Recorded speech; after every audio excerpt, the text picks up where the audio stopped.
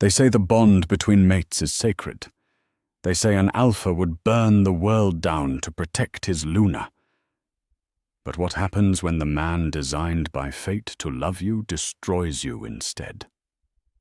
1 minute, Genevieve was the uncrowned queen of the Blackwood Pack, waiting for the proposal of a lifetime. The next, she was watching the love of her life place a protective hand over another woman's swollen stomach. No explanation, no apology. Just a cold stare that shattered her soul. She didn't scream. She didn't fight. She ran. But 3 years later, the Alpha King has realized his mistake, and he isn't asking her to come home. He's hunting her down. The champagne in Genevieve Rousseau's glass had gone warm, but she couldn't bring herself to take a sip.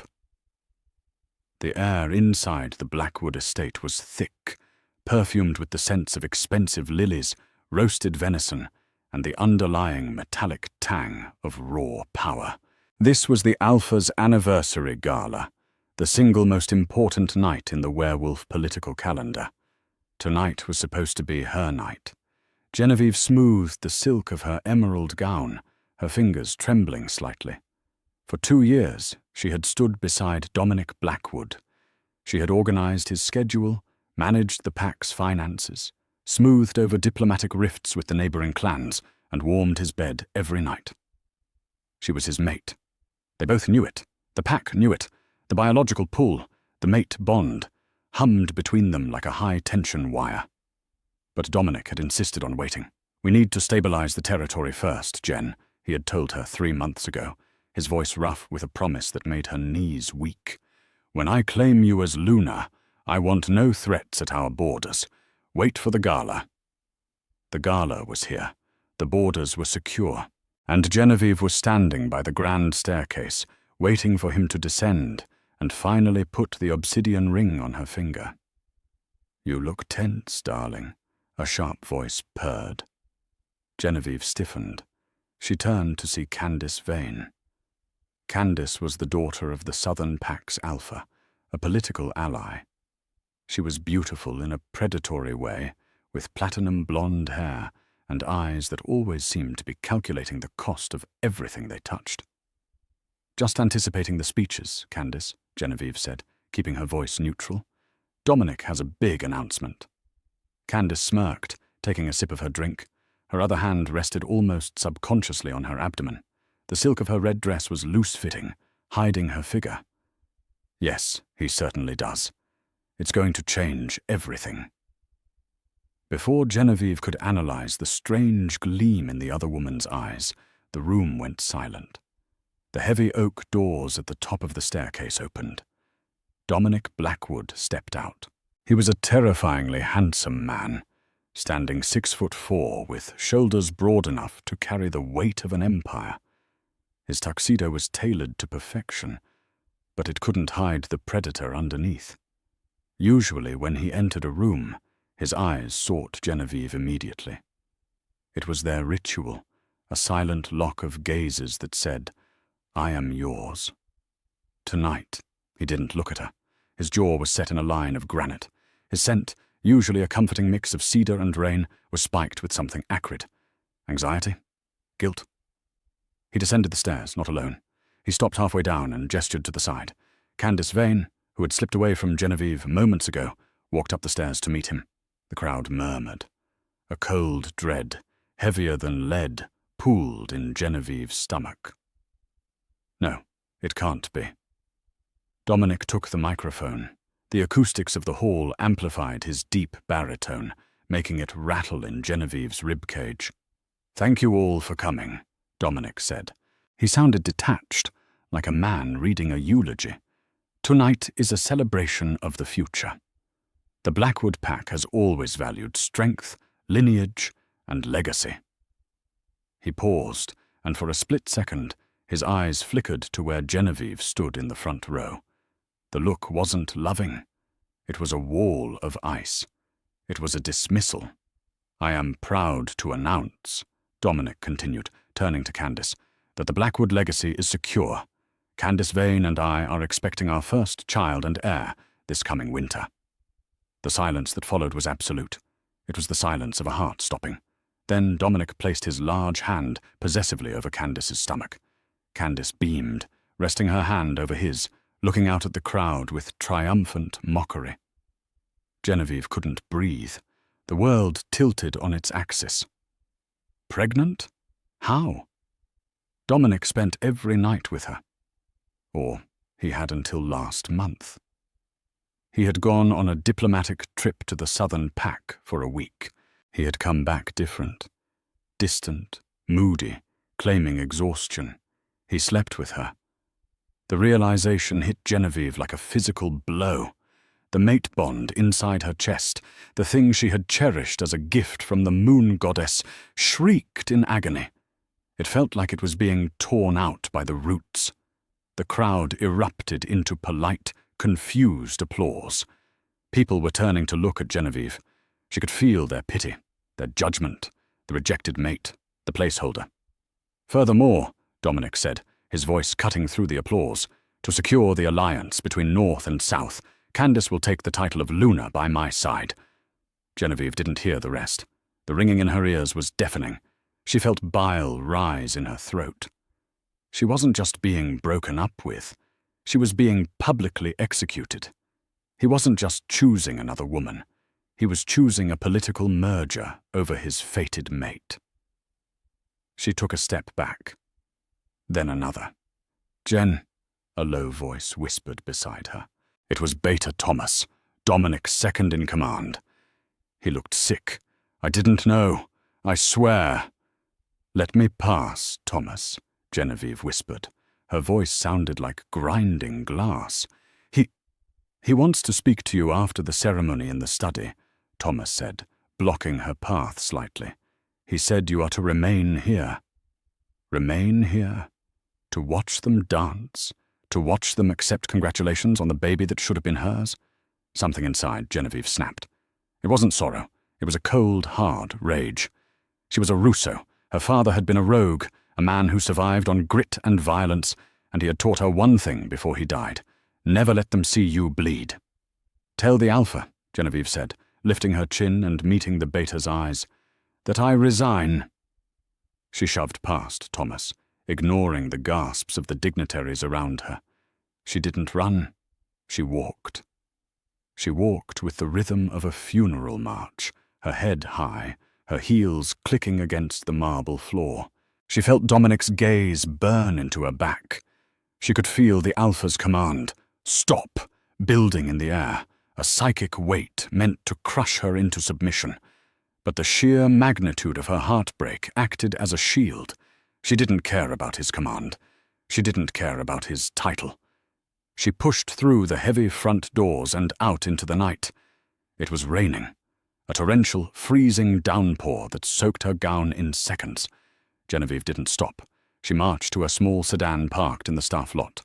She didn't go to the pack house to pack her bags. She didn't go back for her mother's locket on the nightstand. She had her purse. She had her keys, and she had a secret stash of cash she had been saving for a surprise vacation for Dominic's birthday. She got into the car, her hands shaking so hard she dropped the keys twice. Come on," she sobbed, the tears finally breaking through. She started the engine just as the front doors of the estate burst open. 3 pack enforcers ran out, scanning the lot. Dominic wasn't with them, but his will was driving them. He wasn't letting her go. He probably wanted to keep her as a mistress, a dirty little secret on the side while he played happy family with Candace. The thought made her want to vomit. Genevieve slammed the car into reverse, tires screeching on the wet asphalt. She didn't take the main road. She knew the territory better than anyone. She had managed the logistics for 2 years. She took the old service road, a dirt track that led through the dense forest towards the human highway. As she drove, speeding dangerously through the dark, she rolled down the window. The wind howled, carrying the scent of wet pine and distant wolves. She looked at her left hand. There was no ring, but there was a phantom weight there.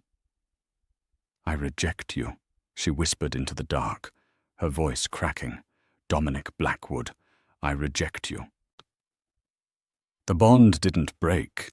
It was too strong for a simple verbal rejection without a ritual, but it went dormant, a dull, throbbing ache in her chest. She hit the paved highway and floored the accelerator, driving toward the city lights of Seattle. She wasn't just leaving the pack. She was leaving the supernatural world entirely. She would become human. She would disappear. She thought she was running away from the end of her life. She didn't know she was carrying a secret of her own, a secret that, in a few weeks, would be revealed in a cheap motel bathroom test, a secret that meant Dominic Blackwood would never, ever stop hunting her. 3 months later, the harsh fluorescent light of the 24-hour diner buzzed like an angry hornet. Genevieve stared at the help-wanted ads in the newspaper, circling options with a red pen. She looked different now. The glossy chestnut waves were gone, chopped into a sharp, chin-length bob, and dyed a jet black.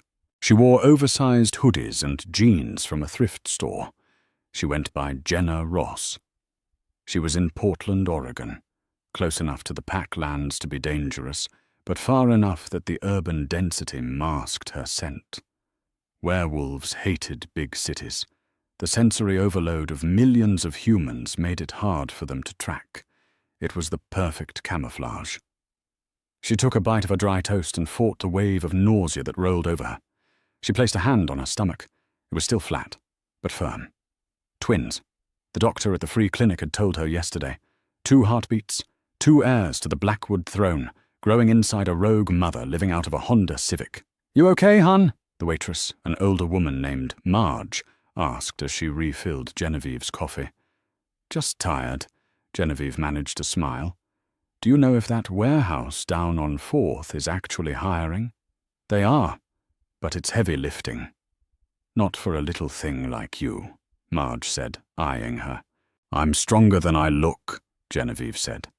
It was true. The wolf blood made her resilient. Suddenly the diner's small TV mounted in the corner switched to a breaking news alert. Genevieve usually ignored the human news, but the banner at the bottom caught her eye. "Local business tycoon expands empire." The screen showed footage of a press conference. Genevieve's blood ran cold. There he was. Dominic. He looked terrible. In just 3 months, the vibrant, arrogant Alpha King looked like he hadn't slept an hour. His eyes were hollowed out, dark circles bruising the skin beneath them. He was clean-shaven, but there was a savage tension in his jaw. He was standing at a podium in Seattle. "We are aggressively expanding Blackwood Holdings into the Pacific Northwest," Dominic was saying into the microphones. His voice was raspy. "We are looking for new talent. We are looking for opportunities." A reporter shouted a question. "Mr. Blackwood, rumors are swirling about your personal life. Is it true the engagement to the vain heiress has been called off?"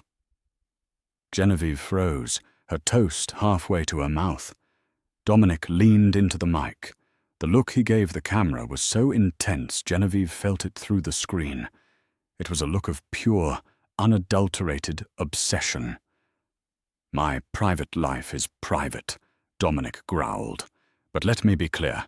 I lost something valuable, and I will not stop tearing up this coast until I find it." He wasn't talking about a watch or a wallet. Genevieve's heart hammered against her ribs like a trapped bird. He called off the engagement. Why? Was Candace not pregnant? No. Looking closer at the footage, she saw Candace in the background. She was definitely pregnant, her belly round and high. She looked smug, but also frightened. She was watching Dominic with wary eyes. Dominic wasn't looking for a wife. He was looking for his mate. But Genevieve knew how these stories went. If he found her now, pregnant with his true heirs, he wouldn't take her back as a lover. He would lock her up. He would take the babies the moment they were born and raise them with Candace, the official Luna. Genevieve would be nothing but a broodmare, a prisoner in the dungeon.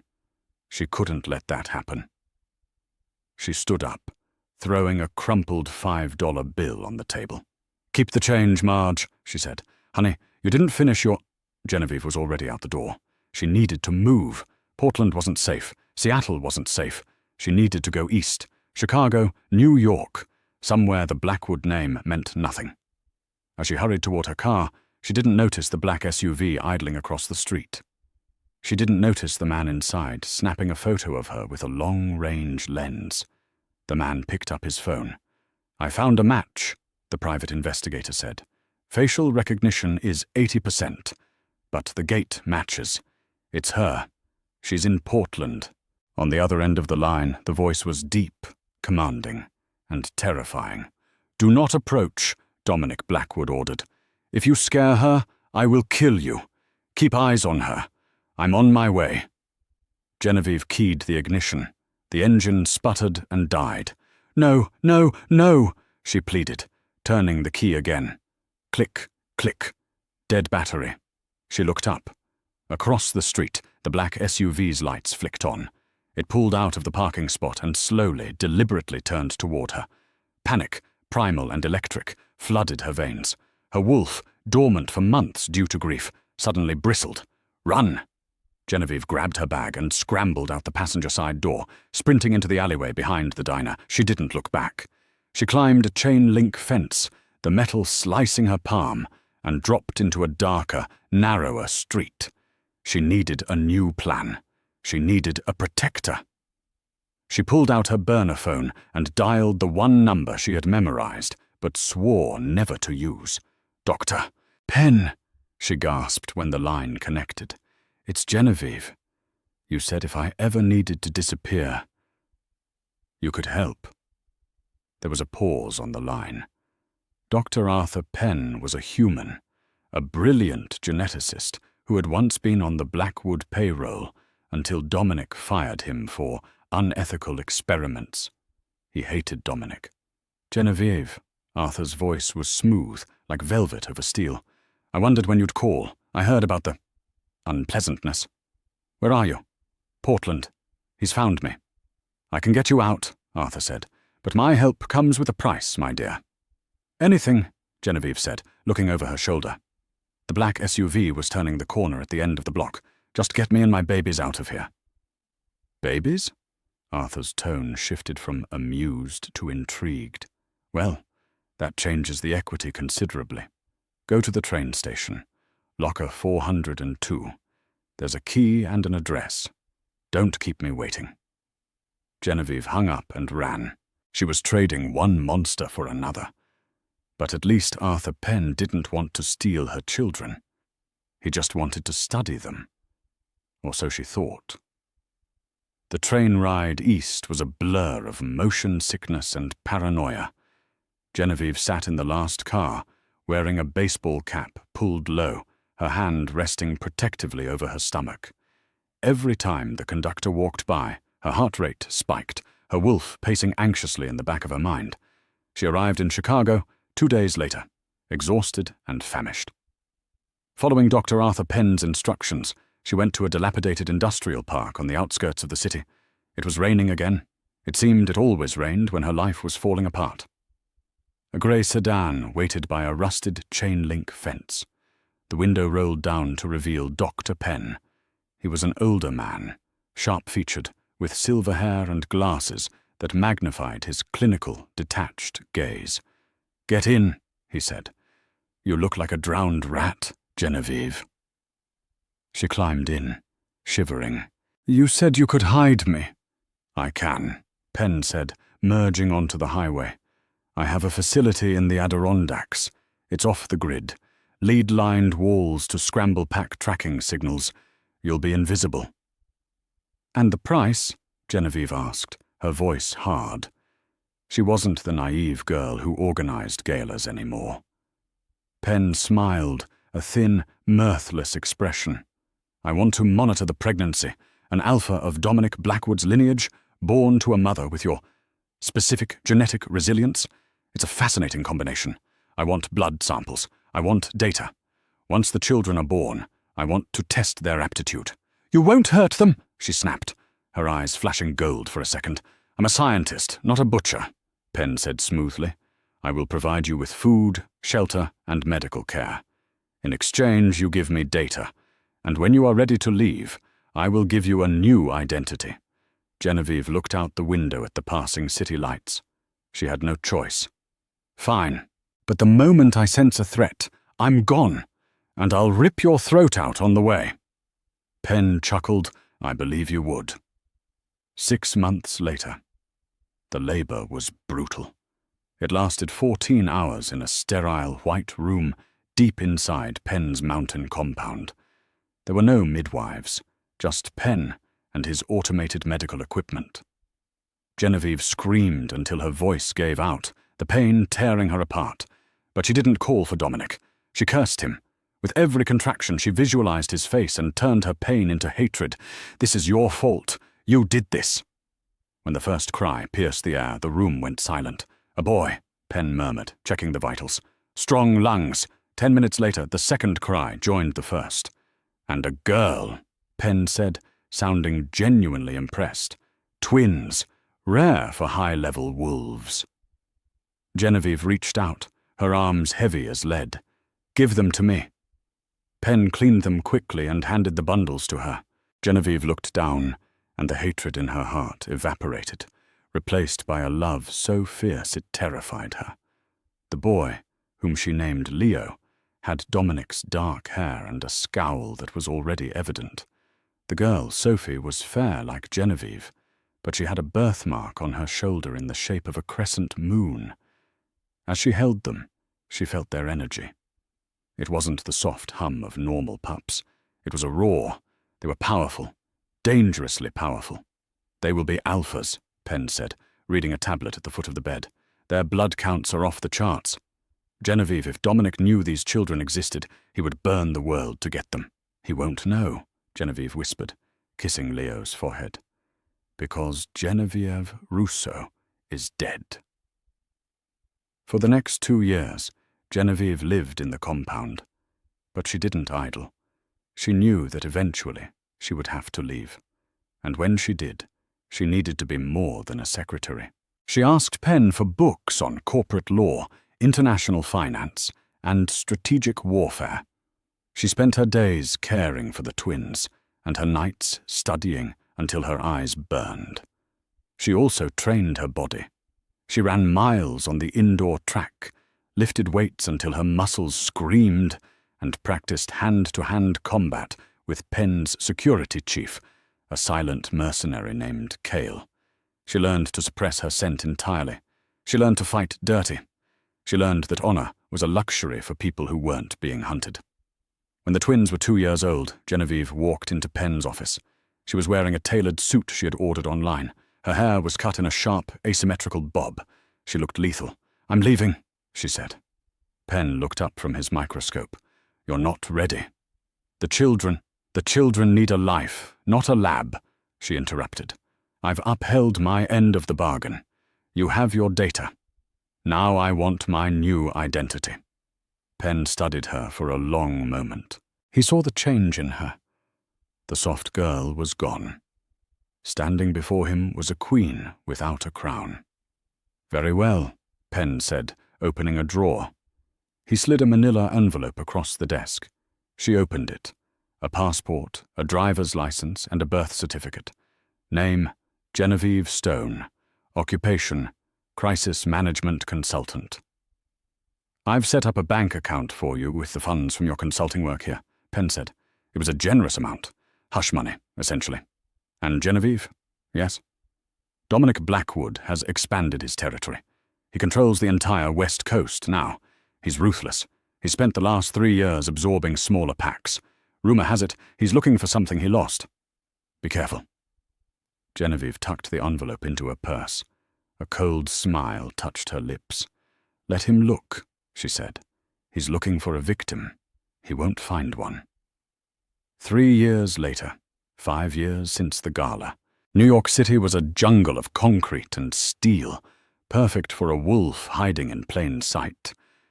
Genevieve Stone stood in her corner office on the 40th floor of a midtown skyscraper. The sign on the glass door read, Stone and Associates, High-Stakes Mediation. She wasn't just successful, she was indispensable. When Fortune 500 companies had mergers go wrong, or when supernatural pacts needed to negotiate territory lines without bloodshed, they called Genevieve Stone. She was known as the Iron Lady of Manhattan. No one knew she was a rogue. No one knew she was an Omega-turned-Alpha mother. She checked her watch. 6 p.m. She needed to get home to the nanny. Leo and Sophie had started kindergarten, and Leo had already bitten a child for trying to take his crayons. His alpha instincts were kicking in early. Her assistant, a bright young human woman named Sarah, buzzed in. "Miss Stone, the delegation from the West Coast is here for the acquisition meeting. They're early." "No." Genevieve frowned. "The West Coast delegation? I thought we were meeting with the shell company, Obsidian Corp." "We are," Sarah said, "but the CEO decided to attend personally. He's in the conference room." A prickle of unease ran down Genevieve's spine. Obsidian, black glass. "Did you get a name?" Genevieve asked, standing up and smoothing her navy blazer. "No, his security team is very tight, but he's intense. He's scary hot, actually." Genevieve took a deep breath. It couldn't be him. Dominic Blackwood didn't handle corporate acquisitions in New York personally. He had betas for that. "Fine," Genevieve said. "Let's get this over with." She grabbed her tablet and walked down the hallway. She pushed open the heavy glass doors of the conference room. The room was filled with suits, but the air was sucked out of the space by the man standing at the window, looking out at the skyline. He turned around. Genevieve's heart stopped. It was Dominic. 5 years had changed him. He was bigger, if that was possible. His shoulders strained against a charcoal suit that cost more than her first car. His hair was graying slightly at the temples, giving him a distinguished, dangerous look. But his face, it was hard. The lines around his mouth were deep trenches of bitterness. His eyes were cold, dead flint. He didn't smell like cedar and rain anymore. He smelled like storm and ash. Genevieve's wolf howled inside her, a sound of agony and longing, but Genevieve slammed an iron wall down on the bond. She had practiced this for 5 years. Suppress, conceal, deny. Dominic's eyes scanned the room, bored, until they landed on her. He froze. For a solid 10 seconds, neither of them breathed. The other executives looked around nervously, sensing the sudden suffocating pressure in the room. Dominic's nostrils flared. He was scenting her, but Genevieve was wearing a high-grade scent blocker she developed with Doctor.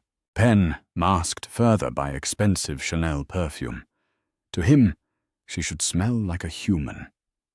But he recognized her face. "Miss Stone," Dominic said, his voice a low rumble that vibrated in the floorboards. Genevieve forced her face to remain a mask of professional indifference. This was the performance of her life. "Mr. Blackwood," she said, extending a hand. She didn't tremble. "I didn't realize the alpha of the Blackwood pack handled real estate acquisitions personally." Dominic stared at her hand, then up at her eyes. He didn't shake it. He walked slowly around the table, stalking her. "You look familiar," he whispered, stopping inches from her. The heat radiating off him was intoxicating. "I have a common face," Genevieve said coolly, dropping her hand. "Shall we sit? My hourly rate is substantial, and I'd hate to waste your money." Dominic's eyes narrowed. He looked confused. The woman he knew, the sweet, submissive Genevieve, would have fainted or cried. This woman was ice and steel. "Everyone out!" Dominic commanded, not looking away from her. "Sir, the agenda," one of his lawyers started. "Out!" Dominic roared, his alpha voice cracking the glass pitcher of water on the table. The lawyers and Sarah scrambled out of the room, closing the door. Silence. Dominic took a step closer, crowding her against the mahogany table. "Genevieve." "My name is Genevieve Stone," she said, meeting his gaze. "If you are here to discuss the merger, we can proceed. If you are here to harass me, I will call security." "Security?" Dominic laughed, a harsh, barking sound. "I could kill every guard in this building in 5 minutes. Stop the act. Where have you been?" "I don't know who you think I am," she lied, her heart hammering so hard she feared he could hear it. "But you are mistaken." Dominic grabbed her wrist. His touch sent a shock wave through her that nearly made her knees buckle. He pulled her close, burying his face in her neck, inhaling deeply. He pulled back, looking furious. "You smell like nothing. Chemicals and flowers. Where is your scent?" "I'm human, Mr. Blackwood," she said. "I don't have a scent." "Liar," he growled. "I know my mate." "Your mate?" Genevieve laughed, and this time she let the bitterness bleed through. "I read the tabloids, Mr. Blackwood. Isn't your mate Candace Vane, the mother of your child?" The colour drained from Dominic's face. He let go of her wrist as if burned. "Candace," he said, the name tasting like poison in his mouth. "Candace is not my mate. That's not what you said at the gala 5 years ago," Genevieve parried. "Now, are we signing these papers, or are you leaving?" Dominic stared at her, searching for a crack in the armour. He looked devastated, confused, and dangerously unstable. "She lied," Dominic whispered, almost to himself, "about everything." Genevieve felt a twinge of curiosity, but she stomped it down. "I don't care." She walked to the head of the table and opened a file. The Obsidian Corp acquisition. Sign here, here, and here. Dominic didn't look at the papers. "I looked for you, every day. For 5 years. I tore the North apart. I almost went to war with the South." "Sounds exhausting," Genevieve said, uncapping a pen. "Why didn't you let me explain?" "Explain that you impregnated another woman?" Genevieve snapped, losing her cool for a fraction of a second. "There is no explanation for that, Dominic. Fate doesn't make mistakes like that. Men do." She froze. She had used his first name. She had admitted she knew him. Dominic's eyes lit up with a predatory triumph. "Got you!" He lunged, not to attack, but to capture. He pinned her against the wall, his hands on either side of her head. "You are coming home with me," he commanded. "Now." "I'm not going anywhere," she hissed.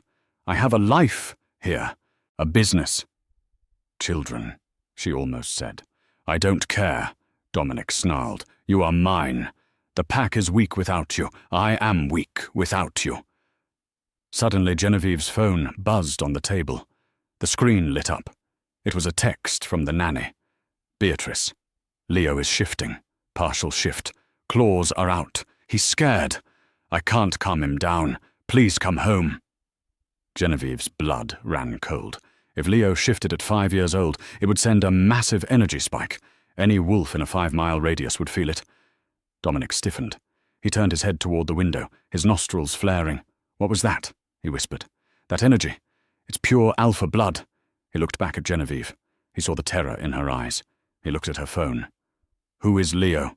he asked, his voice deadly quiet. Genevieve shoved him, using her wolf strength. He stumbled back, surprised by her power.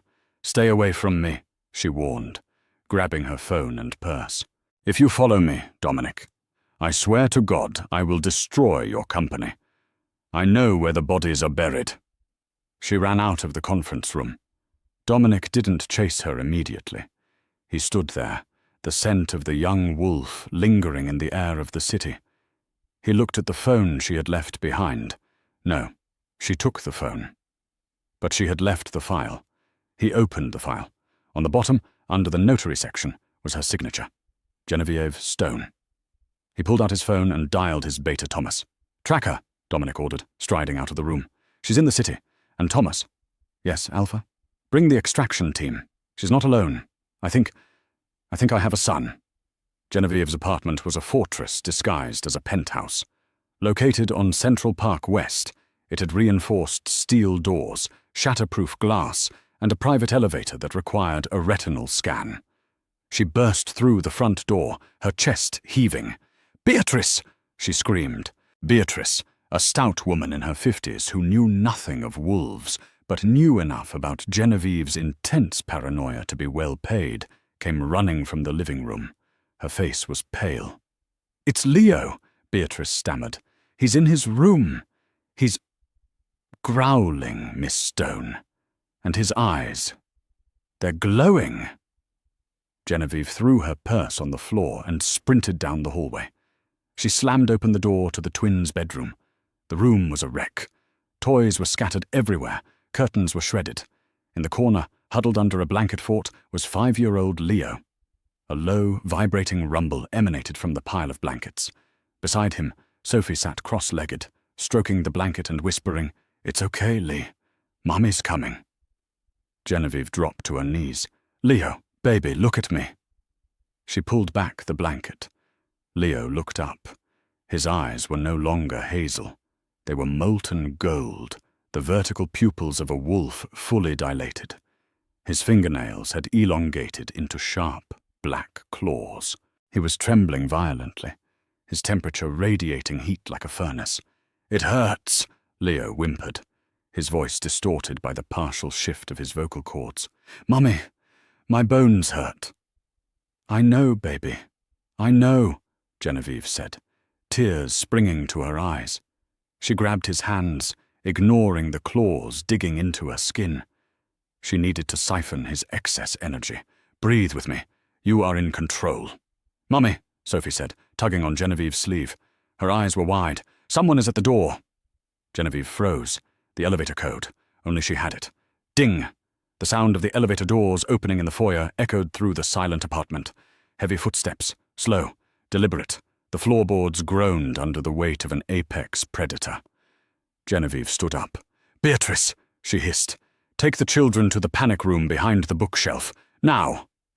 "But Miss Stone—" "Go!" Genevieve roared, her own eyes flashing gold. Beatrice grabbed the twins. Leo was stumbling, half-shifted. They scrambled towards the library. Genevieve stepped into the hallway, closing the bedroom door behind her. She took a fighting stance. She didn't have a weapon, but she had a mother's rage. Dominic Blackwood turned the corner. He filled the hallway. He had shed his suit jacket. His white dress shirt was unbuttoned at the top, sleeves rolled up to reveal forearms corded with muscle. He looked like a man who had walked through hell to get here. He stopped 10 feet away. He inhaled deeply, his eyes fluttering shut for a second. "Milk, lavender," and his eyes snapped open, locking onto hers. "Wolf, young wolf." "Get out of my house," Genevieve warned, her voice low and dangerous. "I tracked the energy spike," Dominic said, taking a step forward. "A first shift. Powerful, uncontrolled. That's not a normal wolf, Genevieve. That's alpha blood. It has nothing to do with you." "Don't lie to me," Dominic roared, the sound shaking the paintings on the walls. "I did the math, Jen. I saw the timeline. You left the night of the gala. You were pregnant then, weren't you?" Genevieve didn't answer. Her silence was a confession. Dominic's face crumbled. The rage vanished, replaced by a look of pure, agonizing heartbreak. "You stole my child. You let me believe I had no one, while you raised my heir in secret." "You had an heir," Genevieve screamed back, finally letting 5 years of poison spill out. "You had Candace. You chose her. You stood on that stage and put your hand on her stomach while I stood there and watched my life burn down. There was no baby," Dominic shouted. The words hung in the air. Genevieve blinked. "What?" Dominic raked a hand through his hair, looking desperate. "Candace wasn't pregnant with my child. She wasn't pregnant at all. It was a pillow, a lie, a political stunt orchestrated by her father and my former Gamma to force the alliance." Genevieve laughed, a cold disbelief sound. "I saw her, Dominic. 3 months later on the news. She was huge." "A prosthetic," Dominic said, "and later she miscarried. It was all a game. I was drugged, Genevieve, for months. They slipped wolfsbane and memory suppressants into my morning coffee. I couldn't think straight. I couldn't smell you properly. I woke up in her bed with no memory of how I got there, and they told me I had claimed her." He took another step, his hands out, pleading. "When the drugs wore off, about a year later, I realized the bond with her was fake. I tore the pack apart, finding the truth. I executed the Gamma. I banished Candace's family. I have spent every waking second of the last 4 years hunting for you." Genevieve stared at him. The story was plausible. It explained the distant look in his eyes back then. It explained why he looked so sick. But 5 years of pain didn't vanish with an explanation. "You should have known," she whispered. "Mate or not, drugged or not, you should have known it wasn't me." "I know," Dominic choked out, "and I will spend the rest of my life making up for it. But please tell me, do I have a son?" Before Genevieve could answer, the library door creaked open. Sophie, brave little Sophie, stepped out. She held a plastic light-up sword in her hand. "Leave my mummy alone!" she yelled, pointing the plastic weapon at the Alpha King. Dominic froze. He looked down at the girl. She had Genevieve's eyes, but she had Dominic's nose. She had the Blackwood stance. Then from behind Sophie, Leo stumbled out. The shift had receded, leaving him exhausted and sweaty, but conscious. He leaned against the doorframe, glaring at Dominic with a hostility that mirrored his father's. Dominic fell to his knees. The great Alpha, the corporate raider, the killer. He collapsed to the carpet, tears streaming down his face. "Twins," he whispered, his voice broken. "The moon goddess gave us twins." He looked at Genevieve, his eyes red and raw. "They are beautiful. You did this. Alone. You protected them." "I had to," Genevieve said, her voice trembling. "I thought you would kill them." "Kill them?" Dominic looked horrified. "I would die for them. I would burn the world for them." He held out a hand towards Sophie. "Hi. I'm your dad." Sophie lowered the plastic sword. She looked at Genevieve. Genevieve nodded slowly. Sophie walked forward cautiously. She reached out and touched Dominic's face. "You're sad," Sophie said. She was an empath, like Genevieve's mother. "Yes," Dominic closed his eyes, leaning into her tiny hand. "I've been very sad for a long time." "Because you lost, Mummy?" "Yes." Leo didn't move. He watched, calculating. "Are you the king?" he asked suddenly. Dominic opened his eyes and looked at his son. "I am." "Mummy says kings are supposed to protect the pack," Leo accused. "Where were you?" The question hit Dominic like a physical blow. He didn't offer excuses to the boy. He offered respect. "I was lost," Dominic said solemnly. "But I'm here now. And no one will ever hurt you or your mother again." Crash! The reinforced glass of the living room window shattered inward. 3 dark figures swung in on repelling lines, boots crunching on the glass. They were dressed in tactical gear, faces covered by masks. Hunters. But not just any hunters. They smelled of sulfur and rogue magic. "Get down!" Dominic roared. He didn't shift. There was no time. He launched himself from his knees, intercepting the first attacker before the man could raise his rifle. Dominic's fist connected with the man's helmet, crumpling the material and the skull beneath it. "Genevieve, the panic room!" Dominic bellowed, grabbing the second attacker by the throat and hurling him through the drywall. Genevieve didn't run to the panic room. She grabbed the twins and shoved them into Beatrice's arms. "Take them! Lock the door! Miss Stone, go!" As Beatrice dragged the screaming children into the library, Genevieve turned back to the fight. She wasn't running this time. The third attacker had a silver knife. He lunged for Dominic's exposed back. Genevieve grabbed a heavy marble bust from the hallway table and swung it with all her alpha-enhanced strength. It connected with the attacker's ribs with a sickening crack. The man went down, gasping. Dominic finished the second man, snapping his neck. He turned, chest heaving, blood on his shirt, not his own.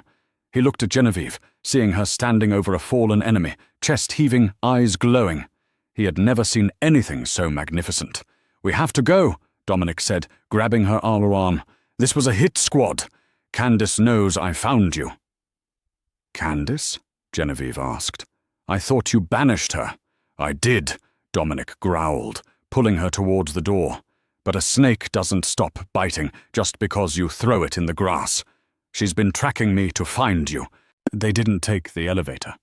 Dominic kicked open the stairwell door.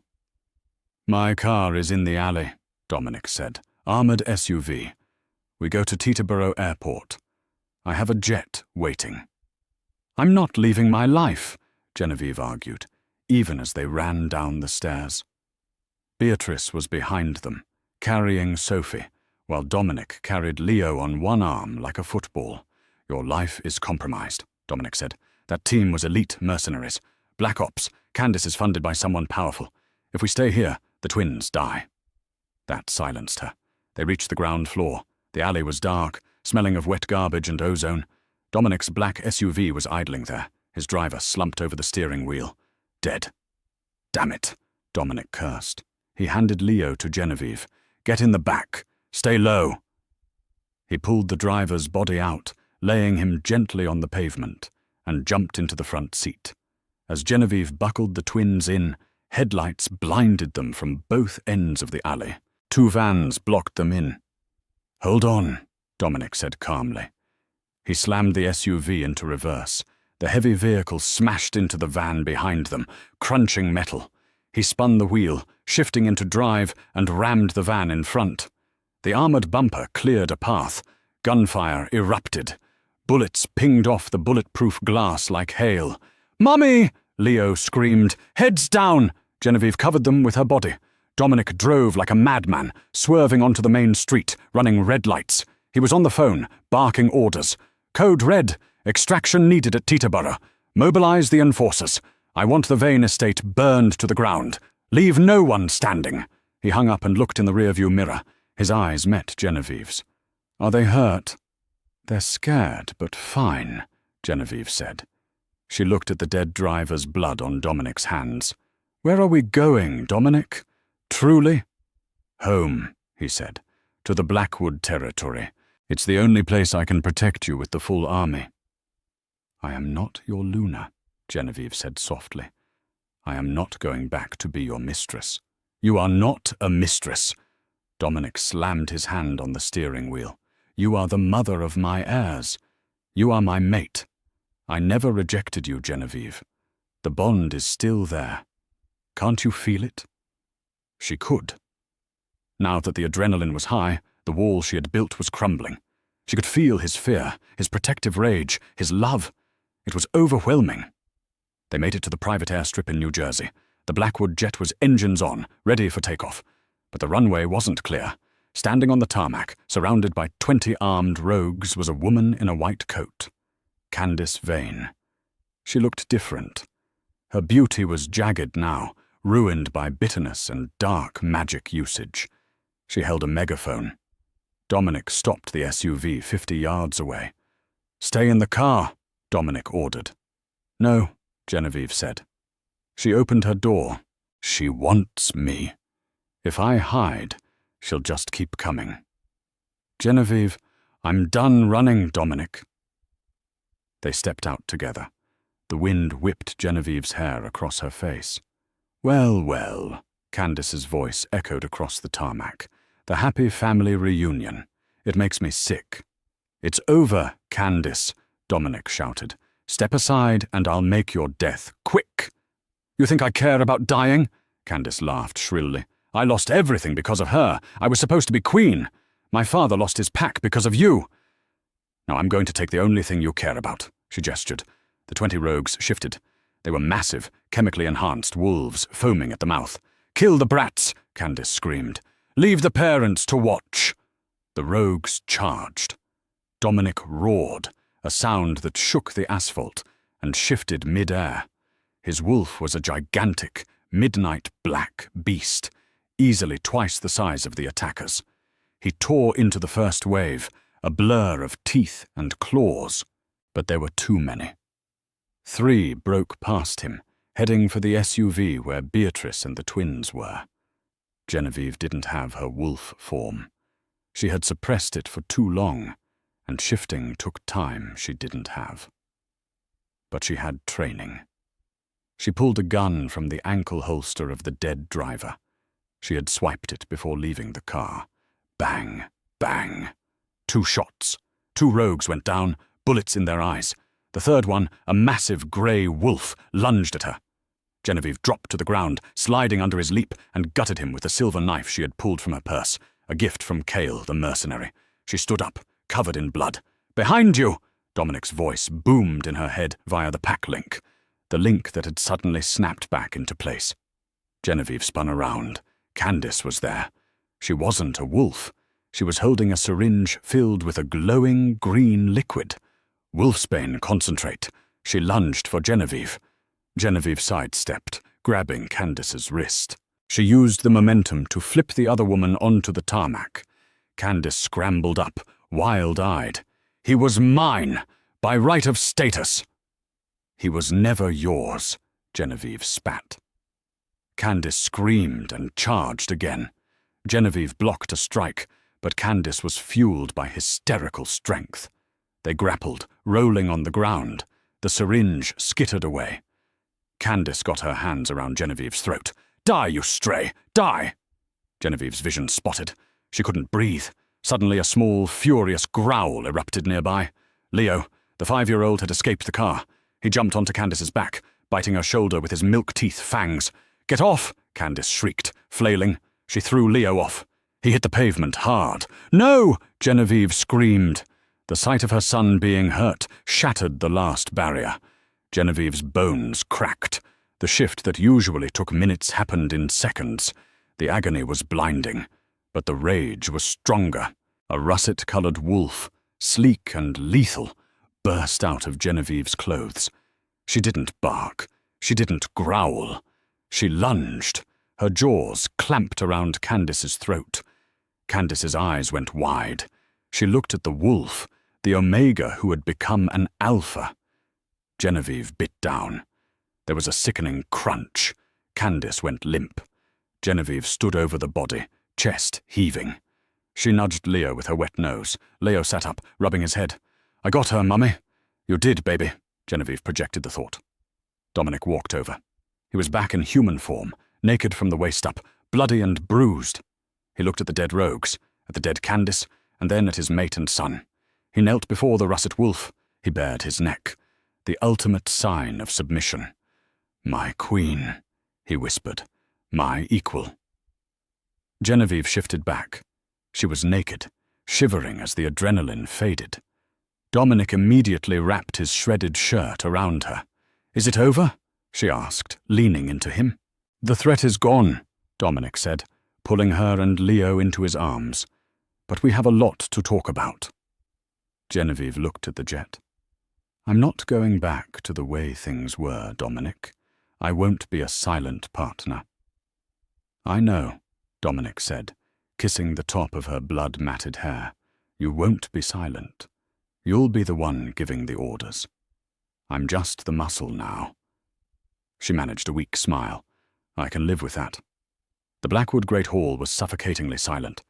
300 high-ranking wolves watched as the heavy oak doors groaned open. Dominic entered, wearing his tactical alpha gear, but he didn't walk alone. He extended a hand to Genevieve. She stepped into the light, not in a ball gown, but in a sharp-tailored white pantsuit. Walking between them were the twins, Leo and Sophie, the undeniable proof of a bloodline the pack thought lost. They reached the dais where 2 thrones sat, the massive alpha seat and the smaller, decorative lunar chair. Dominic stopped. He looked at the smaller chair, then kicked it with enough force to send it crashing down the stone steps, shattering it into splinters. "Bring the new chair," Dominic commanded. 2 enforcers hurried in, placing a throne identical in size and height to his own. "The era of the silent Luna is over," Dominic's voice boomed, echoing off the stone walls. "Genevieve is the mother of the heirs and the savior of this family. She is my co-regent." He signaled the pack lawyer, a human named Mr. Henderson. "Execute the deed." This was the condition Genevieve had insisted on. No more mystical promises that could be broken by drugs or lies. She wanted ink, law, and equity. The lawyer read the decree aloud. "Genevieve Blackwood possesses full executive authority over the Blackwood military and financial holdings. This transfer is immediate and irrevocable." She signed the papers with a steady hand. The pack watched, realizing this wasn't just a marriage. It was a merger of power. "Hail the Alphas!" Beta Thomas shouted. The roar that followed shook the foundations of the castle. Later that night, Genevieve stood on the balcony, listening to the ocean crash against the cliffs. Dominic wrapped his arms around her from behind, resting his chin on her shoulder. "The twins are asleep," he murmured. "I know signing papers doesn't fix the past, General. I have a lifetime of making up to do." Genevieve leaned back into him, feeling the steady beat of his heart against her spine. "I don't need you to be perfect, Dominic. I just need you to be present." She looked up at the full moon. She had fled this place as a heartbroken girl, a victim of circumstance. She had returned as a mother, a warrior, and a queen. The hunt was finally over. She was home. And that is the story of Genevieve and the Alpha King. It's a brutal reminder that sometimes the person you are destined to be with is the one who breaks you first. But it also proves that true power isn't given, it's taken.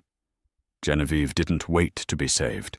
She saved herself, she built her own empire, and she forced the world to respect her before she ever took the throne.